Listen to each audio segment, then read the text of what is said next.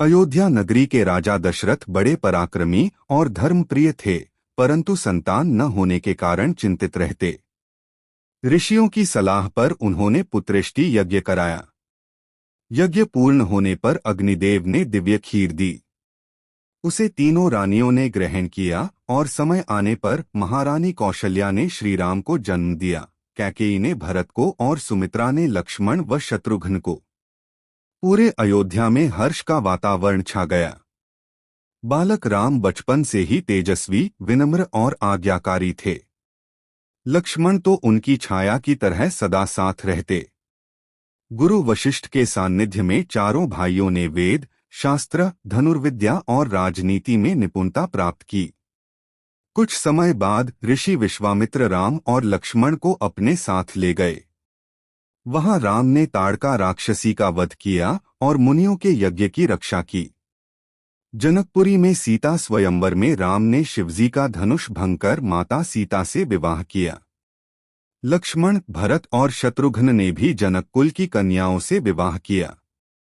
अयोध्या लौटने के बाद दशरथ जी ने राम का राज्याभिषेक करने का निश्चय किया, परंतु कैकेयी को दिए 2 वरदानों के कारण परिस्थितियां बदल गईं। उन्होंने भरत के लिए राजगद्दी और राम के लिए 14 वर्ष का वनवास मांग लिया।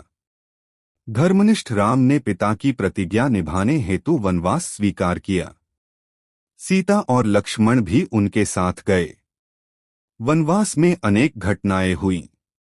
पंचवटी में रावण की बहन शूर्पणखा का प्रसंग आया, जिसके बाद सीता हरण की योजना बनी। स्वर्ण मृग का मोह पाकर राम का पीछा करते ही रावण ने छल से माता सीता का अपहरण कर लिया। जटायु ने रोकने का प्रयास किया, परंतु वीरगति को प्राप्त हुए। सीता की खोज में राम और लक्ष्मण की भेंट हनुमान और सुग्रीव से हुई। हनुमान जी ने लंका पहुंचकर अशोक वाटिका में सीता माता को ढूंढ निकाला और रावण को चेतावनी दी। फिर समुद्र पर पुल बनाकर राम की वानर सेना ने लंका पर चढ़ाई की।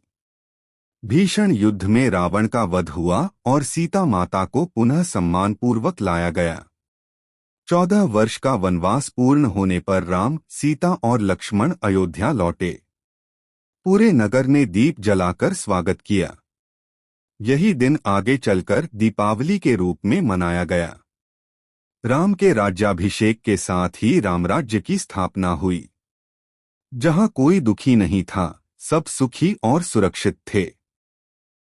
धर्म, न्याय और करुणा पर आधारित रामराज्य में सभी प्रजा को समान सुख मिला।